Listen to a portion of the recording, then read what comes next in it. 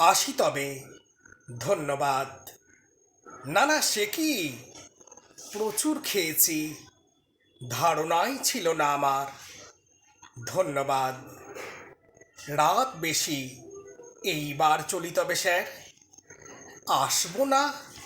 কি বলেন, হুজুরের সামান্য কেরানি দয়া করে ডেকেছেন, এ তো আমি ভাগ্য বলে মানি।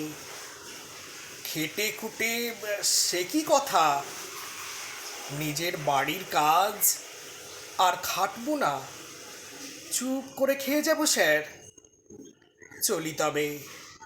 কি যে মজা, সত্যি স্যার, মজার ব্যাপার। এমন মজার কথা এর আগে শুনি নাই আর। চিঠি পড়ে ভেবেছি, তাহলে ডলি বুঝি আপনার মেয়েদের কারো ডাক নাম। তাই তো সামান্য কিছু চকোলেটও কিনে আনলাম।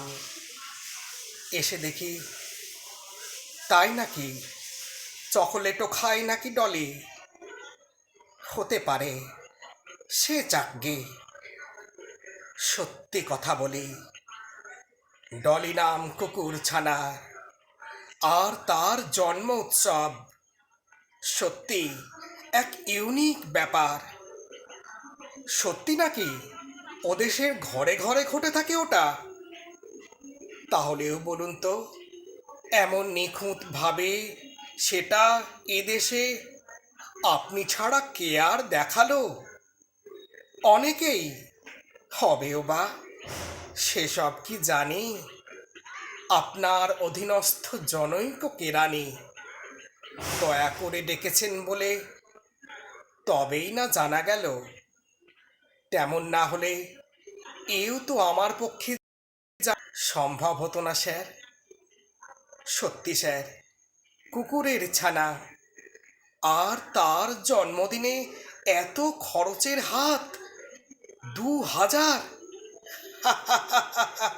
তা হবে না, ও বেটার বাদশাহী বরাত। হাসবো না? সে কি স্যার, এমন খুশির দিন আর আমাদের এ জীবনে, বলুন তো, আসে কতবার? চোখে জল? না না স্যার, হো কিছু না। কি জানেন, খেয়েছি এমন, শ্বাস নিতেও কষ্ট হয়। তাহলে এখন রাতও হলো, আপনারও বিশ্রাম নেবার সময় হয়েছে। আজ আসি তবে স্যার। ধন্যবাদ।